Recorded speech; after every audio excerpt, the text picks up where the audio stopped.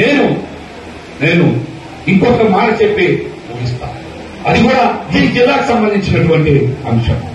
ఏంటిదంటే అది మరి మన పార్లమెంట్ పరిధిలో ఉన్నటువంటి మంత్రి నాదెండ్ల మనోహర్ గారు సివిల్ సప్లైస్ మీద నువ్వు రివ్యూ పెట్టబోయా, మీటింగ్ పెట్టబోయా అంటే ఆయన సినిమా టికెట్ల మీద రివ్యూ మీటింగ్లు పెడతాను. సివిల్ సప్లైస్ మీద రివ్యూ పెట్టి బియ్యం మాఫియా నరకట్టబోయా. రేషన్ డిపోల్లో ఒక బియ్యమే ఇస్తా ఉన్నారు, కందిపప్పు ఇస్తారా, చింతపండు ఇస్తారా, ఇతర వస్తువులు ఏవి ఇవ్వట్లేదు. దాని మీద రివ్యూ పెట్టబోయా అంటే సినిమా టికెట్ల మీద రివ్యూ పెడతా ఉన్నాడు ఆయన. నువ్వు పౌర సరఫరాల శాఖ మంత్రిగా పనికొస్తావో లేదో ఒకసారి ఆలోచించుకో. పౌర సరఫరాల శాఖ మంత్రిగా నీకు బుర్రా బుద్ధి ఏమైనా ఉందా? ఇంత బాధ్యతారాహిత్యంగా ప్రవర్తిస్తావా? సినిమా టికెట్ అమ్ముకునేటువంటి దౌర్భాగ్య పరిస్థితికి ఈ రోజున కూటమిలో ఉండేటువంటి మంత్రివర్గం పడిపోతే రాష్ట్ర brand image పడిపోదా?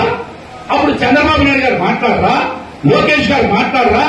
AP brand image అంటే ఏంటే ఆ మంత్రుల్లో సినిమాల దగ్గర నుంచొని సినిమా టికెట్లు అమ్ముకోవడం, అదే బ్రాండ్ ఇమేజ్.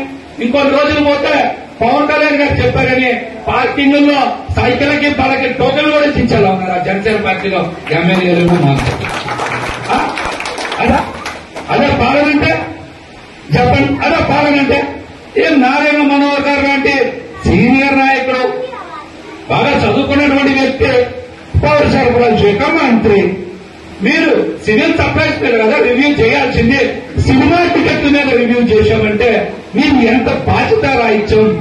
అసలు మీకు బుర్ర పని చేస్తుందని నేను సూటిగా అడగాలి ముందుగా అని అడగలేకపోతాను.